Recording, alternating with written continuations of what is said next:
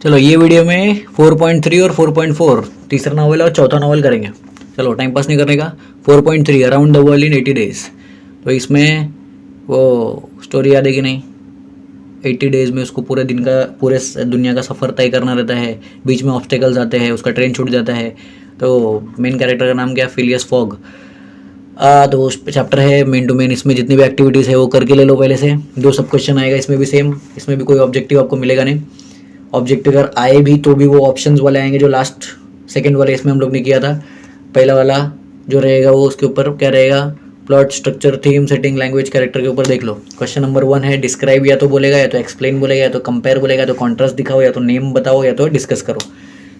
Question number 2 में illustrate करो, interpret करो, नरेट करो, जस्टिफाई करो, या तो फाइंड करो, या तो आइडेंटिफाई करो। Same to same questions. फटाफट फटाफट चलो, लेट्स जंप। टाइम नहीं अपने पास। पहला क्वेश्चन डू एज डायरेक्टेड में appreciate Phileas Fogg as the protagonist of around the world in 80 days. Around the world in 80 days में फिलियस फॉग का जो कैरेक्टर है उसको अप्रिशिएट करो। अप्रिशिएट करो मतलब उसकी तारीफ करो। Phileas Fogg is a protagonist of the novel. पहला तारीफ यही है कि मेन कैरेक्टर है, हीरो है। And as readers we follow his actions throughout the novel. एक सेकंड रुको, हाँ ऑडियो चालू है मेरा।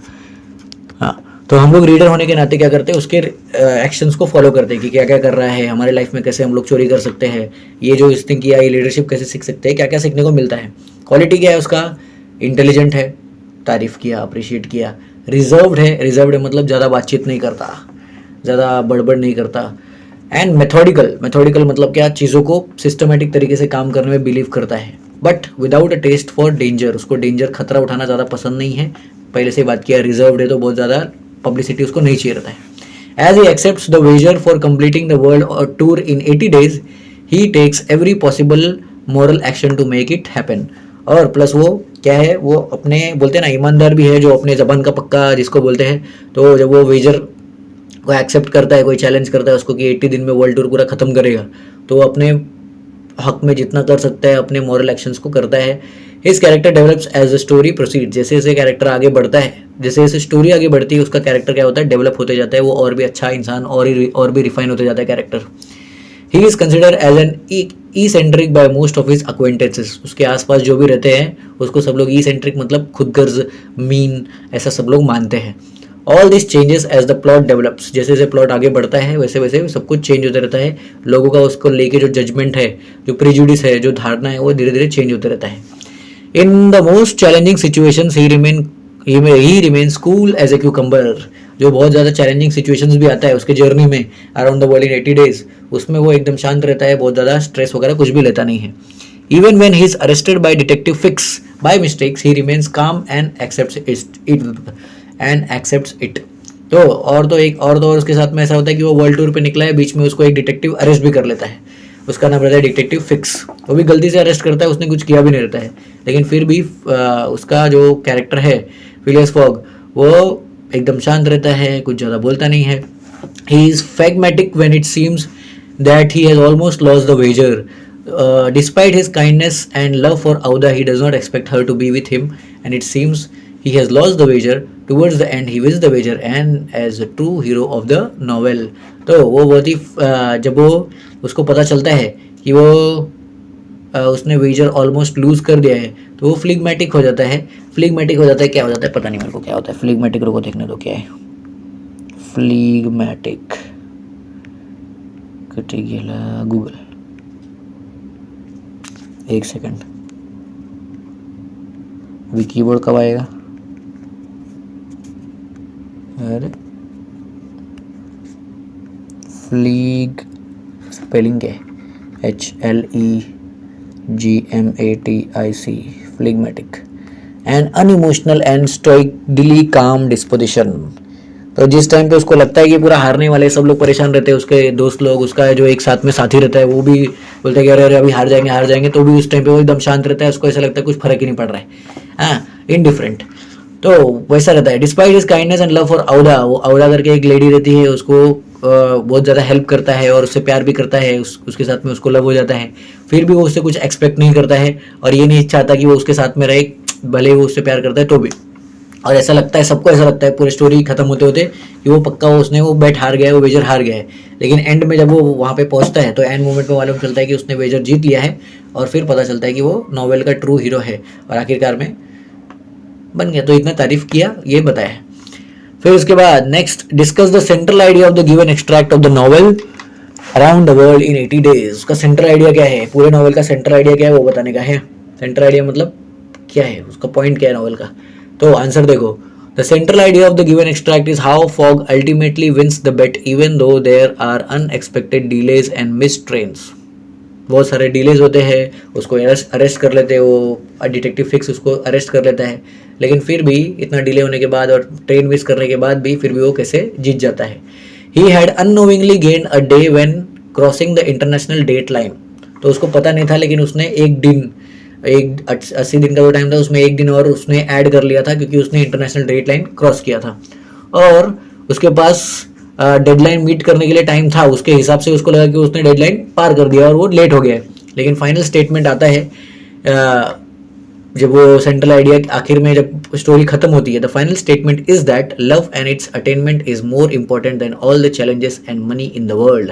तो आखिरकार में ये स्टेटमेंट निकल के आता है कि दुनिया भर में जितना भी चैलेंजेस है और दुनिया भर में जितना पैसा है, उससे ज़्यादा वो है कि लव और उसका अटेनमेंट, कि हम जिससे प्यार करते हैं वो हमारे साथ में है कि नहीं, वो ज़्यादा मैटर करता है। जैसे हमारे फैमिली में भी होता है कि आप दुनिया भर का दौलत शोहरत सब ले लो, लेकिन अगर आपके घर वाले आपके साथ नहीं है, जिसको आप प्यार करते हो वो आपके साथ में नहीं है, तो उसका कुछ मतलब नहीं रहता है, राइट। तो सेम चीज़ ये उसके एंडिंग में निकल के आता है। लास्ट ये हो गया। अभी नेक्स्ट क्वेश्चन देखो, Aouda is a very important character in the novel around the world in 80 days. इसको जस्टिफाई करना है, जस्टिफाई करने के लिए बोला नहीं, लेकिन अपने को जस्टिफाई करना है, बरोबर। तो एक देखो, अभी स्टेटमेंट दिया है तो स्टेटमेंट को हमेशा क्या करना रहता है, जस्टिफाई करना रहता है, उतना समझ के रखो। तो एग्जाम आंसर देखो, Aouda had a very difficult time in India. Aouda का जब वो इंडिया वो लोग गए थे तो इंडिया में तो उनको औदा ने बहुत डिफिकल्ट टाइम देखा था, मतलब उसको बहुत परेशानी हुआ था। She was nearly killed by her persecutors but Fogg manage to save her and bring her to England with him. उसके जो परसिक्यूटर्स थे औदा के, वो लोग ने उसको मारने वाले थे, एकदम जस्ट उसको ऑलमोस्ट मार ही दिया था, लेकिन फॉग ने उसको बचाया और उसको अपने साथ इंग्लैंड लेके आया। She was a wonderful person and grateful for what he did. तो औदा बहुत ही अच्छी इंसान थी और प्लस वो ग्रेटफुल भी थी, वो बहुत थैंकफुल वाला फीलिंग, ग्रेटिट्यूड वाला फीलिंग था कि फिलियस फॉग ने उसको बचाया। She was even apologetic for having delayed his return. She did not think about the danger she was in from her persecutors. तो उसने अपने ये लाइफ के बारे में नहीं सोचा, उल्टा उसको अफसोस हो रहा था कि उसके फिलियस फॉग ने उसको बचाया, इसके वजह से वो उसको रिटर्न होने में लेट हो गया। She was very loving and self respecting. बहुत प्यारी, दूसरों को प्यार करने वाली, खुद को प्यार करने वाली, जनरली एक लविंग इंसान थी और सेल्फ रिस्पेक्टिंग, अपने आपकी रिस्पेक्ट करती थी। She was not at all money minded and was ready to marry Fogg even though he did not have a penny to his name. आखिरकार में जब वो लोगों को लगा कि वो पूरा का पूरा बेट हार गया और एक भी रुपया फॉग के पास नहीं है, फिर भी वो फिलियस फॉग के साथ में शादी करना चाहती थी। She was charming, compassionate, kind hearted and a generous person. तो वो बहुत ही ब्यूटीफुल थी, चार्मिंग थी, जिसके आसपास भी जाती थी सब लोग इंप्रेस हो जाते थे। कंपैशनेट थी, बाकी लोगों को लेके उसके दिल में दया भावना थी। काइंड हार्टेड, दयालु थी और एक जनरस पर्सन थी, जहाँ पे भी जाती थी लोगों की मदद करना चाहती थी। और एक एडमिरेबल वुमेन थी, मतलब एक जो ऐसी लेडी जिसकी सब लोग तारीफ़ कर सकते हैं, हम भी तारीफ़ करना चाहते हैं। अभी इतना सारा हम लोग ने क्वालिटीज़ देखा तो अभी अपने अभी तारीफ़ करने का मन होगा, इस टाइप की लेडी थी। तो बस क्वालिटीज़ क्वालिटीज़ क्वालिटीज़ फटाफट बताओ। तो इसमें भी क्या करना है हमको, वो जो जैसे फर्स्ट वाले क्वेश्चन में देखो इसमें बताया था जस्ट अप्रिशिएट, तो सेम इसमें भी अप्रिशिएट ही करना है, बस वो जस्टिफिकेशन के फॉर्म में देना है। Describe the importance of reform club. अभी नेक्स्ट वाला रिफॉर्म क्लब में क्या हुआ था। Describe the importance of reform club in the development of the plot and behaviour of the characters.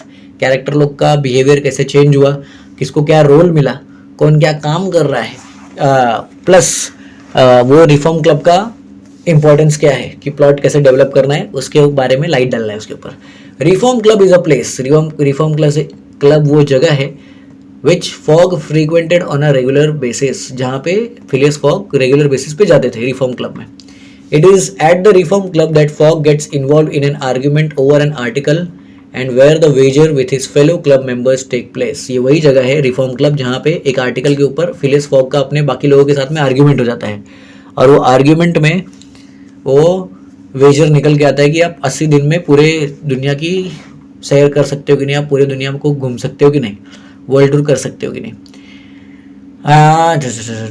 In this, it is the place where fog was supposed to return before 8:45 p.m. on 21st December 80 days later. और ये वही जगह है, reform club वही जगह है जहाँ से वेजर शुरू हुआ था और जहाँ पे ख़त्म होने वाला था कि रिफॉर्म क्लब से निकलना है और 80 डेज़ के बाद मतलब 21 दिसंबर को 8:45 PM रात के 8:45 को मतलब रात के 8:45 बजे अपने को पहुँचना है. अपने को मतलब फिलियस फॉग और उसके जो भी लोग रहेंगे वो लोगों को पहुँचना है.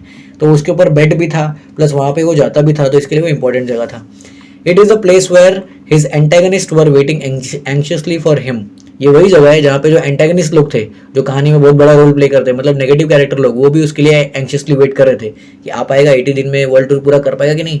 अगर आ जाएगा तो फिर पैसा हम लोग को देना पड़ेगा, नहीं आएगा तो उसका सारा वेल्थ हमारा हो जाएगा, पैसा ही पैसा. तो वो लोग एंशियसनेस में बैठे थे. And which he reaches at particularly the last second to win his wager. आखिरकार में वो लास्ट मोमेंट में वहाँ पे पहुँचता है और अपना वेजर जीत लेता है. तो इसके लिए बहुत इंपॉर्टेंट है, बहुत ही स्ट्रेटेजिक चीज़ है और पूरा स्टोरी एक हिसाब से पूरे के पूरे वो रिफॉर्म क्लब के आसपास ही चलते रहता है. अभी नेक्स्ट क्वेश्चन देखो, अरेंज द इंसिडेंट्स. जो क्रोनोलॉजिकल ऑर्डर की बात किया था उसका क्वेश्चन, एक एग्जांपल देख लो. Arrange the incidents in sequence as per their order. इसका आंसर देख लो. As part of duty Fix arrested Fogg. तो ड्यूटी के हिसाब से वो डिटेक्टिव फिक्स ने फॉग को अरेस्ट किया. जब बाद में फॉग को फ्री किया गया, मतलब उसको जेल से छोड़ा, जो सबसे पहला काम फॉग ने किया वो क्या किया, उसने फिक्स को नॉकडाउन किया. नॉकडाउन किया मतलब एक मुक्का मारा और डिटेक्टिव फिक्स को नीचे गिरा दिया. पहले तो जब वो जेल में था तब कुछ नहीं बोला. At the 57 second Fogg entered the reform Club saloon. 57 second चल रहा था, मतलब 8:45 होने ही वाला था, उसके 57 मतलब 8:44 और एंड 57 सेकेंड को उसने एंट्री मारा रिफॉर्म क्लब के सैलून में. आउदा ने फॉग के मैरिज प्रपोजल को एक्सेप्ट किया. ये सब लाइन से हुआ, वो देख लो. फिर उसके बाद नेक्स्ट एक्सप्लेन करने के लिए बोला है. जस्टिस इज सर्व्ड और डन इन द एंड. आखिरकार में सबके साथ सब कुछ अच्छा हुआ, मतलब वो अंत भला तो सब भला, वो वाला कहावत है, इसको एक्सप्लेन करना है. अभी लाइन बाय लाइन हम लोग को क्या करना है वो बताना है. ये थोड़ा बड़ा आंसर है क्या? हाँ बड़ा आंसर है. चलो, justice is served in the and explain करना है. चलो बड़ा आंसर है, देख लेते हैं, क्योंकि वो लास्ट में पूरा क्लाइमैक्स अपने को बता के फिर आंसर देना है. तो अपने हिसाब से मॉडिफाई करो. 50 को 60 वर्ड और 70 वर्ड भी बना सकते हैं, लेकिन डिपेंड करता है क्वेश्चन के ऊपर. इसीलिए 50 बार बोल रहा हूँ. 50 क्या, अभी तो दूसरी बार ही बोला. क्लास में भी 50 बार बोला है. क्वेश्चन समझो, आंसर लिखो. जिसको क्वेश्चन नहीं समझ में आता वो कुछ भी आंसर लिख के आ जाएगा, फिर हो चुका. तो क्वेश्चन देखो, जस्टिस इज सर्व्ड और done in the and, explain करो. आंसर देखो, Phileas Fogg is an honourable and compassionate person. Phileas fog अपने नेचर से, स्वभाव से ऑनरेबल है, मतलब अपनी खुद की रिस्पेक्ट के लिए कुछ भी कर सकता है. अपने वर्ड ऑफ माउथ, मतलब he is a man of his words. जो बोलता है वो करता है. कंपैशनेट इंसान है, मतलब दूसरों के दुख दर्द को समझता है. He wants to win his wager of going around the world is 80 days. उसका एक वेजर है जो उसने शर्त लगाया अपने बाकी लोग के साथ में कि 80 डेज में 80 डेज में वो क्या करेगा, पूरा वेजर खत्म करेगा और 80 डेज में वर्ल्ड टूर करके वापस आ जाएगा. उसका स्ट्रगल टाइम के खिलाफ है, मतलब वो डेडलाइन उसको पार करना है. 80 दिन में सब जगह पे घूमना भी है, वापस भी आना है. प्लस बीच में उसको ऑब्स्टेकल भी फेस करना पड़ता है. ऑब्स्टेकल मतलब रुकावटें भी आती है बहुत सारी. डिटेक्टिव फिक्स मिलता है, वो उसको अरेस्ट कर लेता है. आउदा को बचाते इंडिया में वो परेशान हो जाता है. तो वो भी एक जर्नी, उसको बोलते हैं ना, जर्नी पे एम्बार्क होना पड़ता है.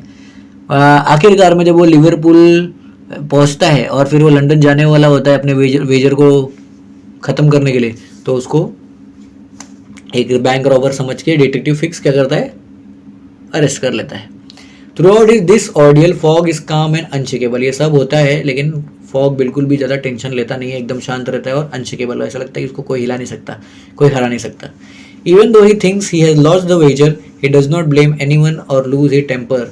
जब उसको ऑलमोस्ट पता चल जाता है कि अब मैंने ये वेजर लूज कर दिया, अभी हार गया हूँ मैं, तो भी वो अपना कूल रखता है और एकदम शांत रहता है. किसी को भी दोष नहीं देता कि किसी की गलती नहीं है, मेरी गलती है, मेरी गलती है, कुछ भी नहीं बोलता है वो. ही टेल्स आउदा that he can not marry her and make her life in poverty. Plus वो आउदा को भी इतना कंपैशनेट है कि वो बोलता है कि मैं आपसे शादी करके आपको गरीबी में ढकेलना नहीं चाहता, क्योंकि मेरे पास बिल्कुल पैसा नहीं है. Justice is done unexpectedly in the end when he wins the wager. आखिरकार में जब वो पहुंचता है तो लास्ट मोमेंट उसको मालूम पड़ता है कि उसने वेजर जीत लिया है. He had unknowingly gained a day when crossing the international date line and hence he could meet the deadline. और आखिरकार में उसको मालूम पड़ता है कि जब उसने इंटरनेशनल डेट लाइन क्रॉस किया तो उसके पास एक दिन एक्स्ट्रा मिल गया था और इस वजह से वो डेडलाइन के पहले और एकदम लास्ट मोमेंट पे 8:45 को उसको आना था, 8:44 और 57 सेकंड पे वो एंट्री मारता है. In the end, the writer tells us that Fogg had won something more important than money.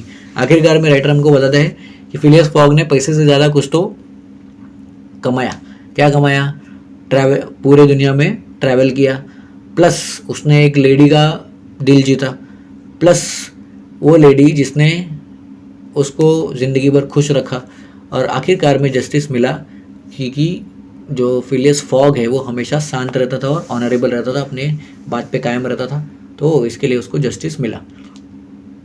हो गया, ठीक है. चलो, अभी ये एक्टिविटीज़ दिया है प्रैक्टिस के लिए, आपको क्वेश्चन दिया है, देख लो फटाफट स्क्रीनशॉट मार लो. इसके पास क्वेश्चन है, अच्छी बात है. पहले वाले क्वेश्चन में देखो क्या दिया है. In what way was Fogg's winning the wager connected to Aouda. Aouda के होने की वजह से फिलियस फॉग जीता. कैसे जीता? Compare the characters and behaviour of Fogg and Aouda. Phileas Fogg और आउडा के कैरेक्टर को कंपेयर करो.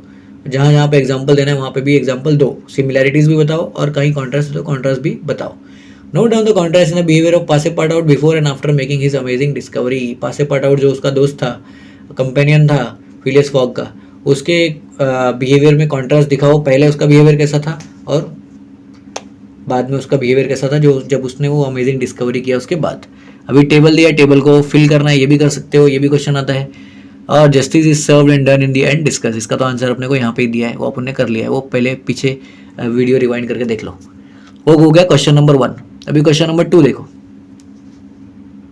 Answer in 50 words each. The most interesting part of the extract around the world in 80 days is it's climax. Discuss करो. तो discuss करने के लिए बोला है. ओके, तो क्लाइमैक्स के बारे में बताना है अपने को. ये भी मार्च 2024 में देखो क्वेश्चन आया था. Fog and the reader. First think, तो फिलियस फॉग और जो रीडर है, हम लोग मतलब रीडर लोग, हम लोग पहले सोचते हैं कि फॉग ने तो वेजर भी लूज किया, प्लस उसके साथ उसका पैसा भी गया, उसका ऑनर भी गया, मतलब जो सो कॉल्ड उसका नाम था वो भी गया. The unforeseen event was his arrest and imprisonment by the detective fix who mistakenly thought he was the bank robber. तो एक अनएक्सपेक्टेड इवेंट जो हुआ वो था उसका अरेस्ट. जब वो जस्ट पहुंचने वाला था, लिवरपूल पहुंच के बस जा रहा था, अपना इंग्लैंड पहुंचने वाला था, वैसे ही उसको डिटेक्टिव फिक्स ने क्या किया, बैंक रॉबर समझ के अरेस्ट कर लिया. However the twist comes. लेकिन ट्विस्ट तब आता है, कहानी में ट्विस्ट और क्लाइमैक्स तब आता है जब पासेपाटाउट अनएक्सपेक्टेडली उसको पता चल जाता है कि वो संडे नहीं है लेकिन सैटरडे है, और वो लोग अब भी रिफॉर्म क्लब टाइम पे पहुंच सकते हैं. जब फॉग के एंटागनिस्ट लोग मतलब वो नेगेटिव कैरेक्टर लोग, they were counting the seconds to their win. वो लोग आखिरी 5 सेकेंड, 10 सेकेंड, 10, 9, 8, 7 ऐसा कर रहे थे. जैसे ही वो 3 पे पहुंचे वैसे फिलियस फॉग ने एंट्री मार दिया और आखिरकार में जो नॉवेल था वो एकदम खुश हैप्पी एंडिंग हुआ और थ्रिलिंग एंडिंग हुआ. एकदम बोलते हैं ना लास्ट मोमेंट तक वैसे पूरा वो नेल बाइटिंग एक्सपीरियंस था, वैसा चल रहा था. तो ये क्लाइमैक्स. अभी नेक्स्ट देखो, इसमें बताया क्वेश्चन ध्यान से पढ़ने का. The beginning of the extract is a scene in the prison at the custom house. From there the novel moves further from one place spot to another. Pick and explain all the places spots where the incident took place. यहाँ पे भी अपने को chronological order दिखाना है, लेकिन थोड़ा detail में. उधर पे क्रोनोलॉजिकल ऑर्डर का अपने को 4 ऑप्शन दिया था, इधर पे अपने को बस हिंट दिया है.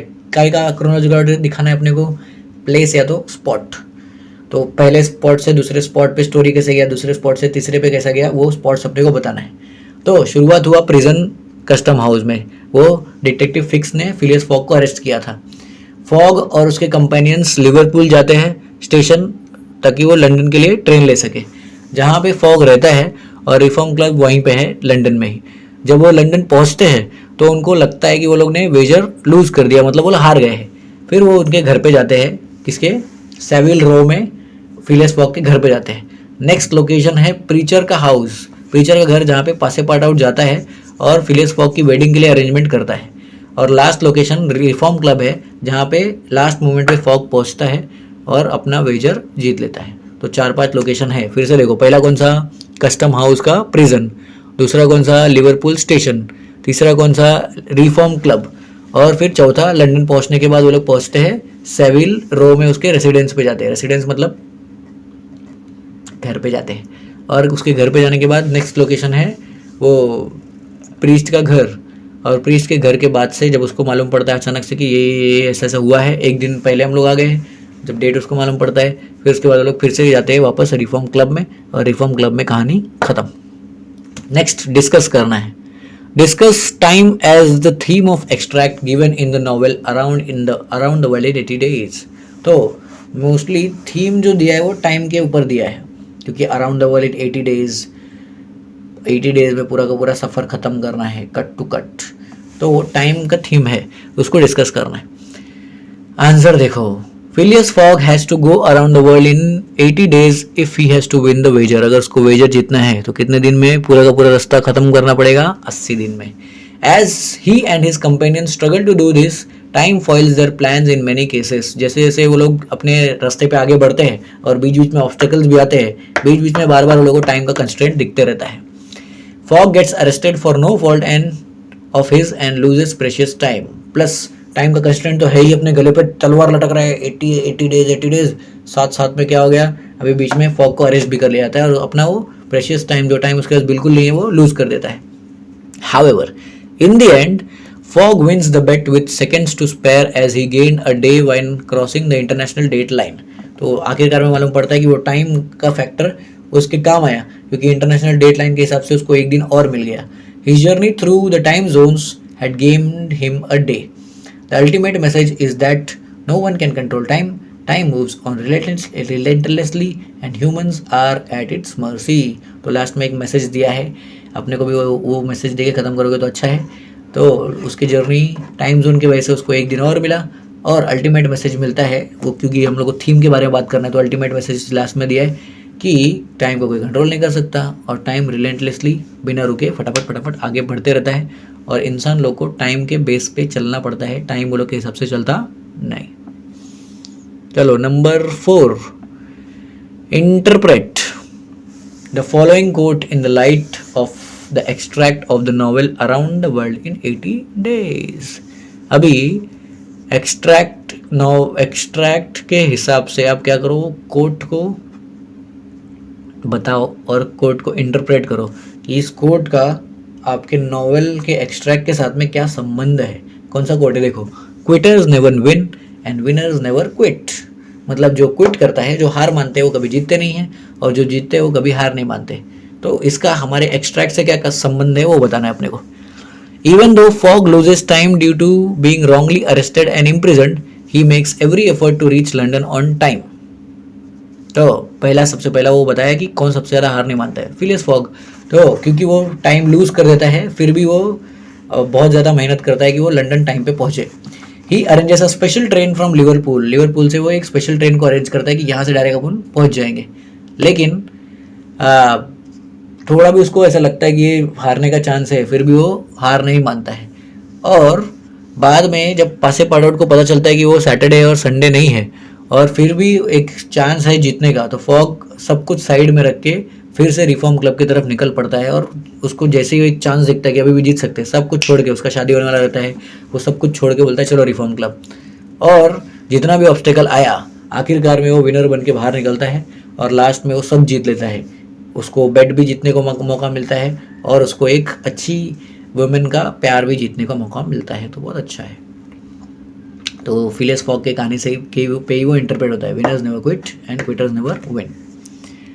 चलो, narrate any 2 exciting incidents in the extract. 2 incident को नरेट करो जो एक्साइटिंग इंसिडेंट है। An exciting incident was when Passepartout on reaching the clergyman's house discovered that it is not Sunday and they had thought but Saturday, and there was a chance that they could still win the wager. Another very exciting incident was Fogg's reaching to Reform Club at the last moment and winning the wager. All the twists and turns and climax at the end keeps the reader glued to the novel till the right till the end. तो 2 event बताया। पहला event वो priest के घर पे जब पासेपाडोट को पता चलता है कि सैटरडे है या संडे नहीं है, तो अभी भी जीतने का चांस है, तो भाग भाग के जाता है फिलियस फॉग के पास। दूसरा जो सबसे एक्साइटिंग वाला है, जो सबसे सस्पेंस बिल्ड करने वाला, लास्ट मोमेंट तक नेन बाइटिंग वाला एक्सपीरियंस है, वो स्टोरी है कौन सा? जब फिलियस फॉग एकदम लास्ट मोमेंट पे, एंड मोमेंट पे 8:45 होने में कितना सेकंड बाकी रहता है, 3 सेकंड बाकी रहता है, तब ऐसा पैर से एंट्री मारता है, आ गया मैं। और तुम लोग मेरे हारने का वेट करो, इधर मैं जीत गया, चलो साइड हटो। तो वो सबसे एक्साइटिंग मोमेंट है। तो दो फटाफट बताओ और साइड हटो, बहुत ज़्यादा इसमें बिल्डअप देने की जरूरत नहीं है। Number 6, identify and write down the correct options. तो कौन सा वाला है? Which of the following is an appropriate reason for Phileas Fogg starting his journey around the world. क्यों उसने 80 दिन में अराउंड द वर्ल्ड जर्नी शुरू किया? फेलो मेंबर्स बेट फॉग, लोगों ने उसके साथ में बेट लगाया, सही है। Fogg bets his fellow members, Fogg ने फेलो मेंबर्स के साथ में बेट लगाया, नहीं, क्योंकि उसको तो पसंद ही नहीं था। फॉग वांट्स टू मैरी औदा, नहीं, वो तो तभी मिली नहीं थी। फॉग कमिटेड रॉबरी, उसने रॉबरी कमिट ही नहीं किया।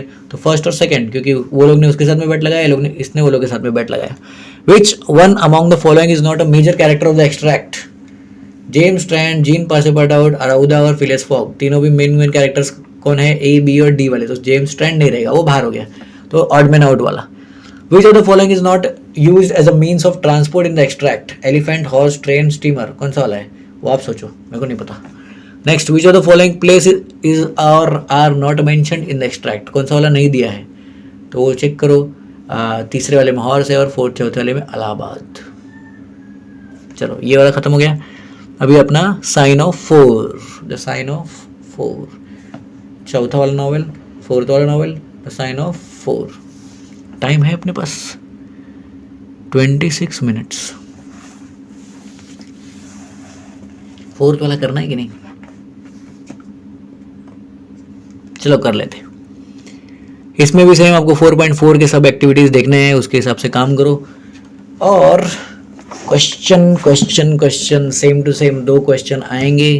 पहला वाला describe, explain, compare, contrast, name और डिस्कस, और दूसरे वाले में illustrate, interpret, narrate, justify, find या तो identify.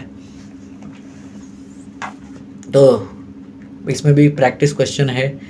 Practice question number 1, March 2024 का सवाल। Mary Morstan encourages doctor Watson to get involve in her case. Mary Morstan doctor Watson को पूछती है कि क्या आप मेरे केस में इन्वॉल्व होगे? इसको जस्टिफाई करना है साइन ऑफ 4 के लाइट में। तो रुको, पहले मेरी शक्ल छोटी करने दो।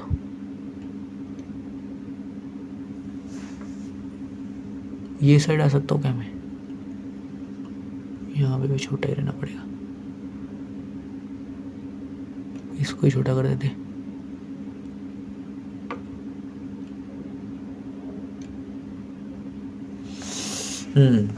Mary Morstan. When Mary Morstan arrives to meet Sherlock Holmes, Mary shows no hesitance to discuss the case in presence of Dr. Watson. तो मैरी मॉर्स्टन पहुंचती है शेरलॉक होम्स के घर पे, और घर में नहीं, उनके होटल रूम में। तो मैरी को जब वो ऐसा दिखता है कि यहाँ पे डॉक्टर वॉटसन भी है, इनके सामने आप अपना केस बताओगे चलेगा? तो कोई हेजिटेशन नहीं दिखाती, बोलती हाँ चलेगा चलेगा, डॉक्टर वॉटसन तो घर के ही है। When Dr. Watson tries to move out of the place, he is stopped by her and told that his assistance may prove to be invaluable. तो जब डॉक्टर वॉटसन खुद से बोलते हैं कि नहीं, दूसरे के मैटर में दखल देके फायदा नहीं है, मैं खड़े रहूँगा तो इनका प्राइवेसी इंटरव्यू हो जाएगा, मैं जाता हूँ। तो जैसे ही वो रूम से बाहर जाने लगता है डॉक्टर वॉटसन, वैसे ही मैरी मोस्टन उसको बुलाती है, बोलती है कि आप आइए, आपका अगर आप इसमें हेल्प करोगे तो मुझे बहुत अच्छा लगेगा। Mary reports the case details about the sudden disappearance of her father and receipt of a large pearl every year thereafter on the same day. तो मेरी बताती है कि देखो केस डिटेल क्या है, मैं बताती हूँ। मेरे पिताजी अचानक से एक दिन गायब हो गए, और उसके पिताजी गायब होने के बाद हर साल उसके एक ही सेम डे पे, शायद उसके बर्थडे के दिन पे, सेम टू सेम उसको एक बड़ा सा मोती गिफ्ट में मिलता है। Doctor Watson listens to the whole case carefully with lots of feelings for Mary. तो क्योंकि वो डॉक्टर वॉटसन को सीक्रेटली मैरी से प्यार हो गया था, वो उसको पसंद थी, इसके लिए बहुत ध्यान से वो सब प्रॉब्लम को सुनता है, क्योंकि हम लोग को जो पसंद होती है फिर उसको तो उसके बारे में तो अपने को क्लियर कट सुनना ही पड़ता है, क्योंकि क्या है, सब प्रॉब्लम तो सॉल्व करना पड़ेगा। Further she shares that she had recently received an anonymous letter asking her to be outside the Lyceum theatre on a particular night at 7 o'clock। बाद में वो बताती कि और भी कुछ डिटेल्स है। एक नया चीज़ इस बार हुआ है कि मुझे एक लेटर मिला है, अनोनिमस लेटर है, किसी का नाम नहीं है, कुछ भी नहीं है, और उस लेटर में मुझे बोला गया है कि लाइकेम थिएटर के पास जाके मुझे 7 o'clock तक पहुंचना है, एक फिक्स डेट दिया है। The letter said it would be to Mary's advantage if she came. तो लेटर में लिखा था कि अगर आप वहाँ पे आओगे, वो थिएटर में आओगे, तो आपका ही फायदा है, ऐसा लिखा था। The letter also mention that she could bring 2 friends with her, letter में ये भी लिखा था कि वो अपने साथ में 2 फ्रेंड्स को लेके आ सकती है। तो इसके लिए मैरी बोलती है कि डॉक्टर वॉटसन आप भी चलो, शेरलॉक होम्स तो साथ में चलेंगे क्योंकि वो डिटेक्टिव है, लेकिन आप भी प्लीज़ चलो चलो चलो ऐसा बोलती हो। हो गया। वापस देखो क्वेश्चन क्या था, मैरी मोस्टन डॉक्टर वॉटसन को एनकरेज करती है, तो पूरा स्टोरी बताया, स्टोरी बता के बोलती है क्योंकि मुझे 2 दोस्तों लोगों को लेके जाना है, प्लीज़ प्लीज़ चलो। हो गया। अभी नेक्स्ट क्वेश्चन देखो, discuss the importance of the following statement in the light of extract. कौन सा स्टेटमेंट है, देखो स्टेटमेंट पहले ध्यान से सुनो, नहीं तुम्हारा पढ़ा कुछ भी करना चालू किया। Holmes carefully examine the paper given by Mary, तो इसको इंपॉर्टेंस बताओ। पेपर है जो शेरलॉक होम्स देख रहा है, और वो पेपर में क्या है, लेटर है, लेटर में बुलाए उसको थिएटर में, तो वो मेन टू मेन चीज़ है। Mary had found a curious paper in her father's desk which no one could understand. Mary को एक पेपर मिला था, सॉरी मैंने लेटर बोला, मेरी को उसके पापा के डेस्क में एक पेपर मिला था जिसको किसी को समझ में नहीं आ रहा था। Holmes deduce from the colour of the paper that it was an important document. Holmes ने जब वो डॉक्यूमेंट को देखा तो उसके कलर से उसको लगा कि बहुत ही इंपॉर्टेंट डॉक्यूमेंट हो सकता है। He felt that it was related in some way to the mystery on hand, Hence, he examined it carefully to get some clues which would help to solve the mystery. तो जो mystery था कि पिताजी अचानक से गायब हो गए और हर साल मोती आता है, इस बार लेटर आया है, तो ये जो मिस्ट्री था इसको सॉल्व करने में शायद ये पेपर मदद कर सकता है। इसके लिए होम्स ने वो पेपर को बहुत केयरफुली एग्जामिन किया। ऐसा देखिए। Next number 3, Sherlock Holmes is the leading character of the extract. Explain करना है कि शेरलॉक होम्स लीडिंग कैरेक्टर क्यों है। It is Sherlock Holmes who is the detective, तो डिटेक्टिव है शेरलॉक होम्स, तो इसके लिए मेन कैरेक्टर है। And the leading character Mary Morstan had come to him. Mary Morstan किसके पास आई थी, शेरलॉक होम्स के पास, अपना केस बताने के लिए। The problem that she was facing, Holmes was the one who took the lead and found out about Major Sholto. और Sherlock Holmes ही वो कैरेक्टर है जिसने मेजर शॉल्टो को ढूंढा, और खुद से ढूंढा, किसी का मदद लिया नहीं। It was Holmes who analyse the handwriting in the letter that Mary had received. Sherlock Holmes वो कैरेक्टर है जिसने तो उसके लेटर को एनालाइज किया। तो मेन बातें बतानी है कि शेरलॉक होम्स ने क्या क्या किया। Holmes was sharp, accurate, intelligent and methodical. तो होम्स का क्वालिटीज बताया। पहला वो शार्प था, मतलब शार्प माइंडेड, बहुत तेज़ी से सब कुछ पकड़ लेता था। दूसरा एक्यूरेट, जो भी प्रेडिक्शन करता था वो सही मोस्टली होता था। इंटेलिजेंट था, दिमाग वाला था। और मेथोडिकल मतलब क्या, तुक्केबाजी में विश्वास नहीं करता था, प्रॉपर सेटअप वाइज काम करता था। He had an excellent record of solving cases. उसके पास एक बहुत अच्छा रिकॉर्ड था, उसने बहुत सारे केसेस सॉल्व किए थे। And his deductions were always correct. जो भी वो एनालाइज करके जो भी बोलता था कि ऐसा हो सकता है, वो हमेशा करेक्ट ही होता था, सही होता था। Watson was merely his friend. जो डॉक्टर वॉटसन था वो उसका दोस्त था जिसने बस उसको हेल्प किया और जो भी हेल्प बोला था उसके केसेस का रिकॉर्ड रखता था बस। लेकिन एक्चुअल काम, जो केस सॉल्विंग का काम कौन करता था, शेरलॉक होम्स। इसीलिए वो कौन है, लीडिंग कैरेक्टर। बात खत्म।